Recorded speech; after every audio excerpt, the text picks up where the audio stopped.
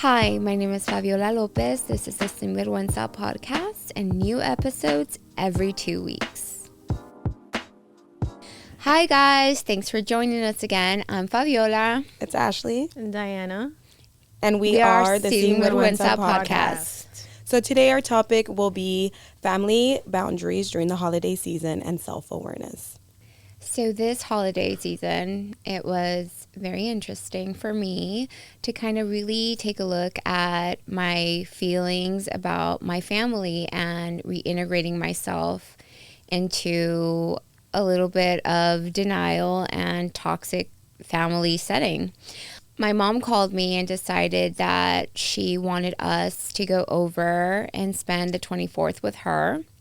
And the way that our family set up is a number of siblings can be together at a certain time, and then the other siblings come when other ones leave. So it was hard every time that I see my mom and I'm in this family setting, whether it's Thanksgiving, whether it's Christmas Eve, whether it's New Year's. It takes me a while to kind of recover.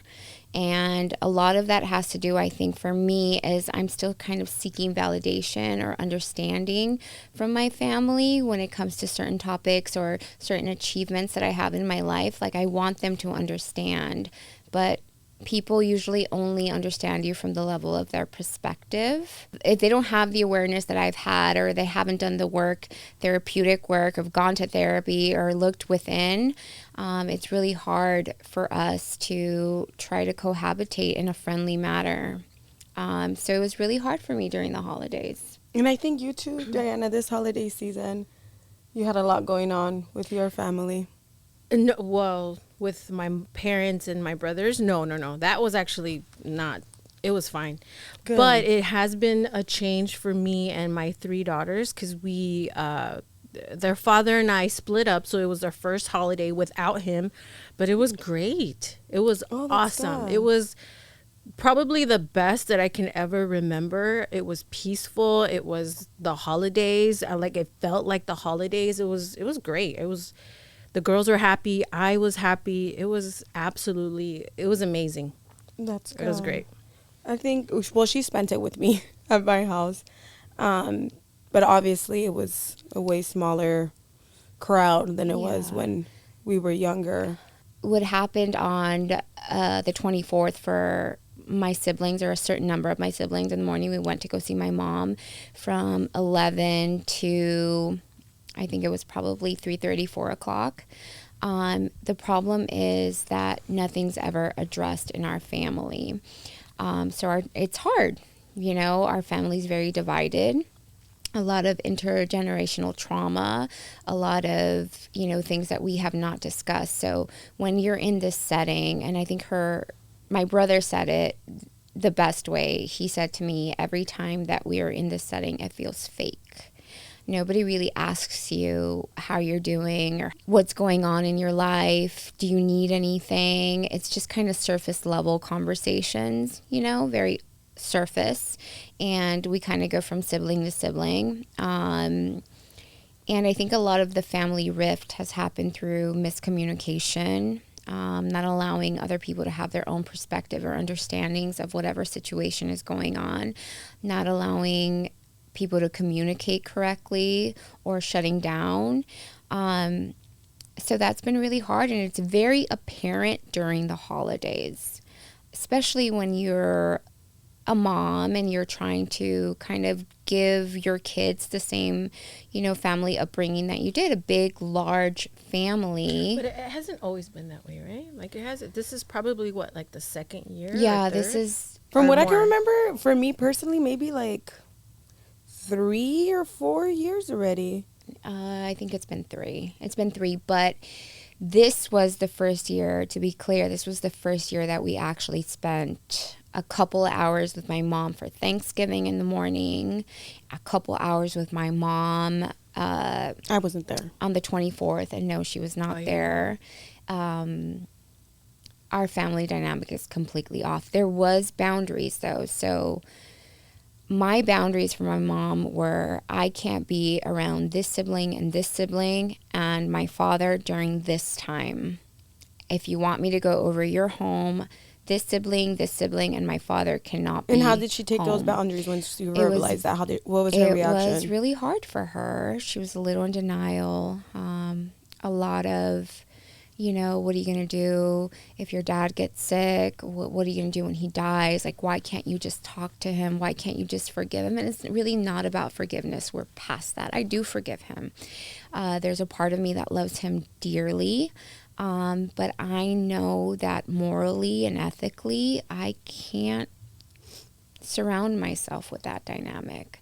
So because of my values and my morals, I won't put myself in that situation. So if she wants me in her life, she has to respect it. Boundaries are for my protection. Boundaries are for your protection. Your boundaries are for your protection. They're not to change anyone, but there to make you feel safe. And if my mom wants me in my life, or in her life, I should say, she has to respect my boundaries. Yeah, that's really important. And we also see in our family, at least the dynamic, it's a lot of us. Like we talked about before, there's some members of the family that don't really show that they have boundaries because they still communicate or are around people who allow certain behavior. So I think that's also kind of difficult to see when you're trying to establish boundaries, but other people aren't. So when you're trying to establish it with this specific person, they're like, they can, kind of interpret it like, but that person is okay with it. Yeah. Why can't you be okay with it? So I think that also makes the dynamic kind of difficult. Yeah. And also the way we were raised of like not really addressing anything. Yeah, don't talk about anything. Yeah. It's too shameful, or, talking about a really difficult conversation or topic, it's just too much for a person to take because then they have shame and guilt. Then, this is where self-awareness has to come in. Like, why can't I have this difficult conversation? Am I holding on to shame? Am I feeling guilty? Is this the reason why I can't have this difficult conversation? I think it's so important that we have self-awareness because, especially with family, partnerships, relationships, whatever it may be, knowing that you feel safe in the environment, knowing that you are aligned with your values, you are aligned with your morals, you're not doing anything that makes you feel unsafe, I think will always guide you toward whatever path you're meant to be or whatever outcome that you want to have, as long as you're staying true to yourself. No one necessarily has to agree. There is no right or wrong way to live life. It's only about what works for you. It's always a journey when it comes to self-awareness and boundaries. Yeah. Sometimes you will let people overpass your boundaries. Yeah. And that's normal. It's all a process. Like we all, just like in life in general, we all make mistakes, and it's all about learning and being put in certain situations that make us realize this is what we expect from ourselves, we want for ourselves, and who we want around us. Yeah. I think we also repeat patterns. I think we were also raised without realizing that we're repeating patterns. Yeah, we're repeating. We always gravitate towards what's familiar. So the repeating patterns usually, or the allowing someone to cross your boundaries because there was no boundaries growing up, right? You don't know what it looks like. Yeah. You probably felt unsafe all the time, which is why you allow people to cross your boundaries. And it's something you're just used to. Yeah, and you internalize like it's your fault, but it's not. You have the right to say no whenever things don't feel safe, and people don't have to like you or agree with you.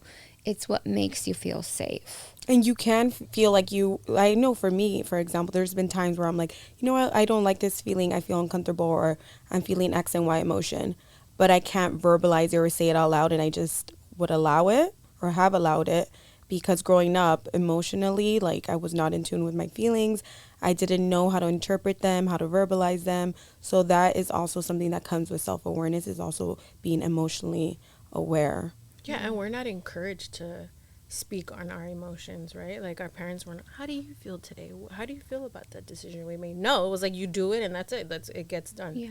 Whether you like it or not, whether it feels comfortable or not. Yeah. Right? And I think that when we are teenagers and we start to talk back, right, then it's like, really, it's reactive abuse, right? You've been abused for so many years that you're like, you're going to lash out. You're going to scream and yell, right? But it's not seen as reactive abuse. It's seen as being disrespectful, or, you know, not respecting your elders, or being inconsiderate, or,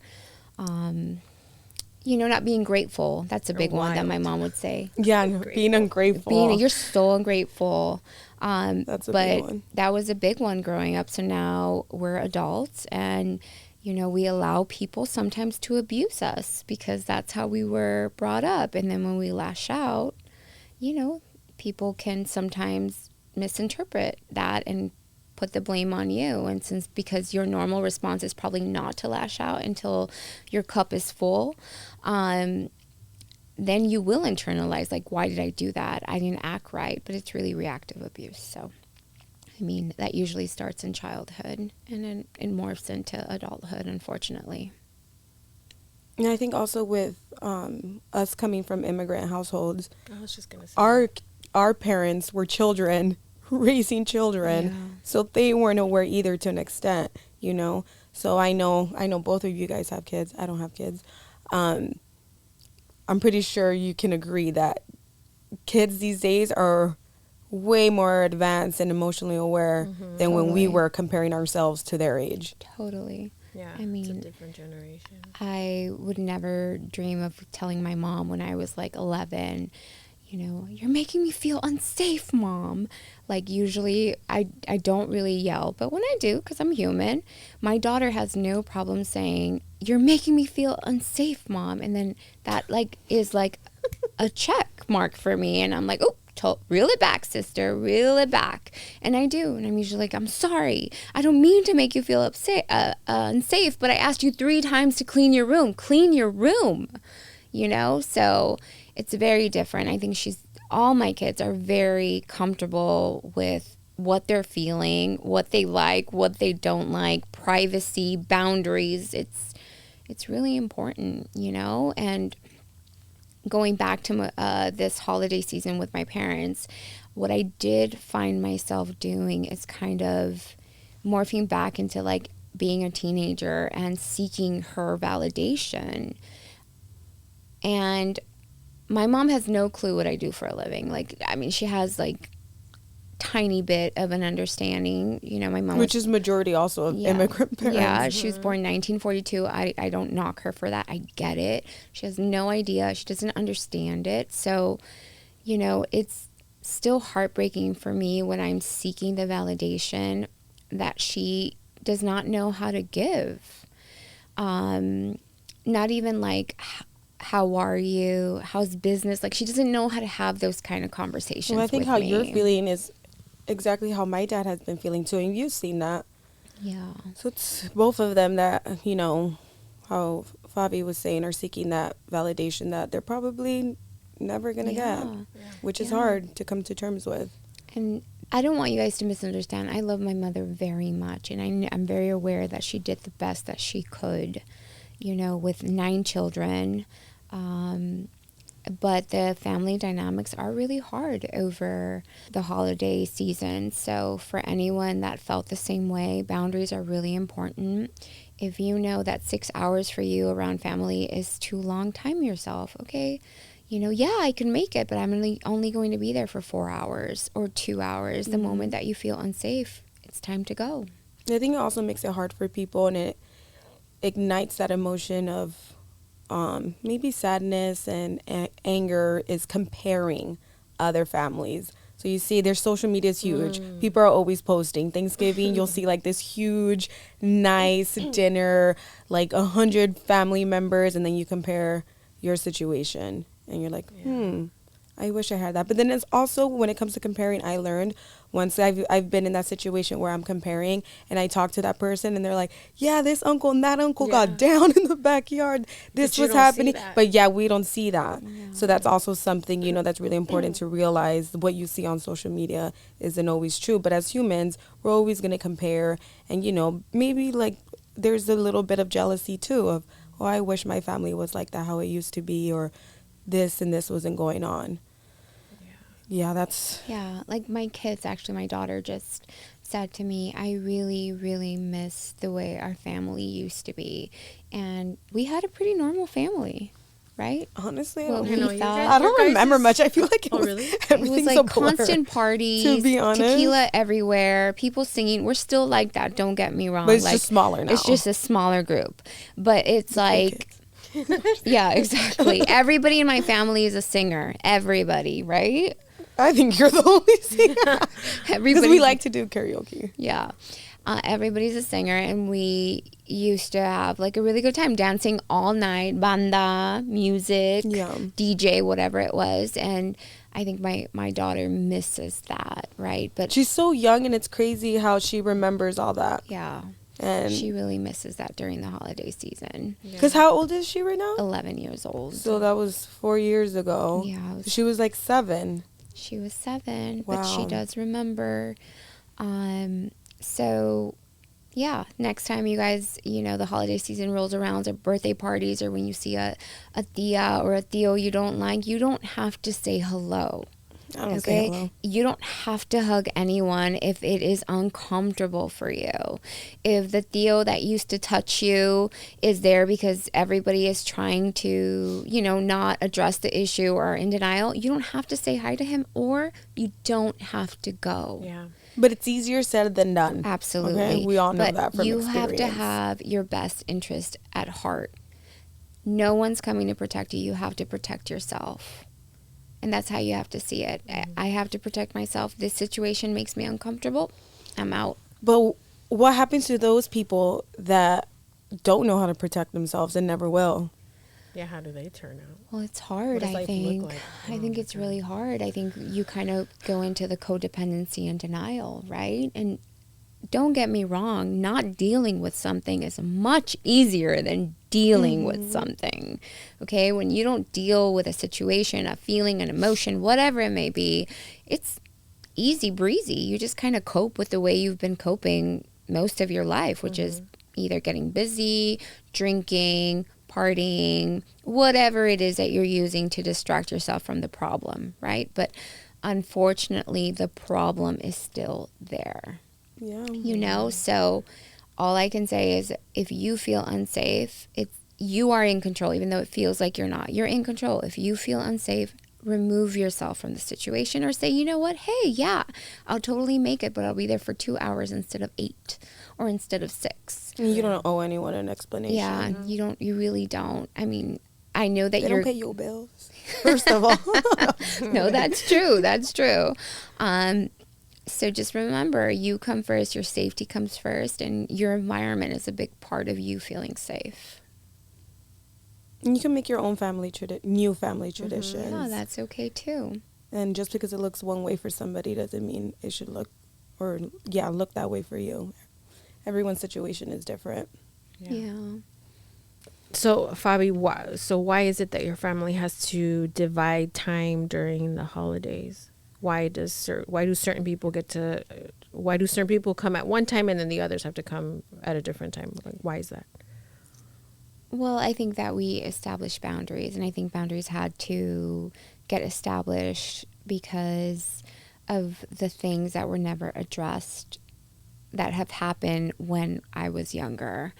There was abuse in the home, and things were just never addressed until I got older and started to recognize sensations, feelings, the self-awareness of how, like, every time that I would hang out with my mom as an adult, how she would trigger me, or I would get, I would internalize all these feelings of, no matter what I do, it's never going to be enough for her. As an adult, like, working harder to try to impress her. Not that she asked me to, so let's be clear. She never asked me or said to me, you have to be this person in order for me to love you. I think it was just an accumulation of, repeating the same familiar childhood feelings of, either her shutting down and not communicating, or her not dealing with a situation, or not giving me clarity. I don't remember a lot when I was younger. Like I said, my memories are fragmented. But establishing boundaries now that I'm older has been so conducive to me feeling safe, to feeling like I'm my authentic self, to feeling like I can show up like myself. And, you know, if I'm judged or not judged, it doesn't bother me because I'm showing up as myself. And I think that it has also helped my brother to set boundaries once he saw me set the boundaries. And we can't be together because in my family, we don't ever discuss things or talk about things or get to the root of the problem.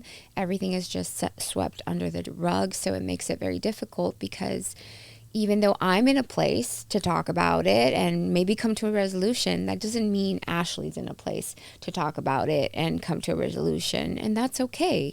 That's okay. Mm-hmm. But I have to respect myself and put myself in an environment where I do feel safe. Mm-hmm. Yeah. Yeah, like I wouldn't say purposely, but I'm not around certain family members. If there's something going on, I'm like, oh, I'm going to go around and be around them. No, I just am not going to go. And I haven't addressed anything with anyone, but I'm just not around anyone. And I don't really care to be. It's different for people have their boundaries in different ways. That's mine. I don't have any reason to be around you. Yeah. I just realized that too, as you were saying that, there are family members, not immediate family members, that I have put boundaries up for, and it wasn't hard now that I think about it. Like I was just like, I'm not hanging out with these people. Yeah. There was an experience and right away I was like, yeah, no, that's it. Never.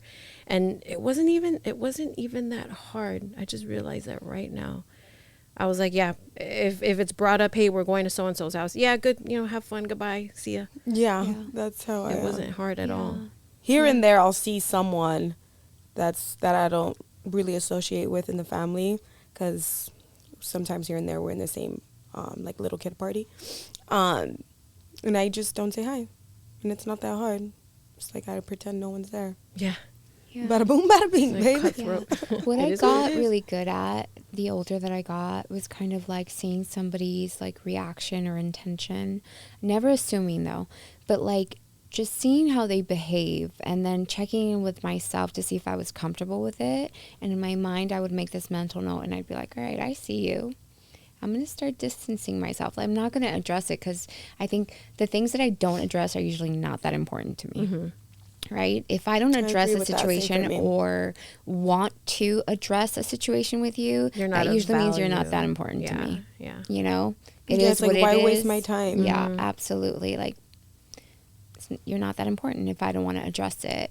But that doesn't mean that I won't forget it. Like, it's still in the back of my mind. I see how you move. I see you. You have free will. It's cool. Not a big deal. I'll move this way. You can keep doing you. Mm-hmm. You know? That's kind of how I operate when it comes to like either extended family or family. I wish everybody the best. I want everyone to be amazing, successful, and happy, you know, but I stay in my lane. Yeah. Same. It's all about energy too. Like you want to give your energy to certain people and some people there's no point. Yeah. It's like picking and choosing. You gotta know when. Which I feel like I'm good at. And stuff doesn't really bother me that much. It is what it is, and you just keep on pushing. Yeah. Yeah. Usually when things do bother me, though, I always look within. Like, why is this bothering me? For example, my mom. Why does it take me 4 days to kind of come back to myself and be myself? Why am I short with everybody for 4 days? Oh, that's right, Fabiola. You're seeking validation that she cannot give you. And, you know, I feel like for those 4 days, I'm short. I'm not myself. I'm in a bad mood.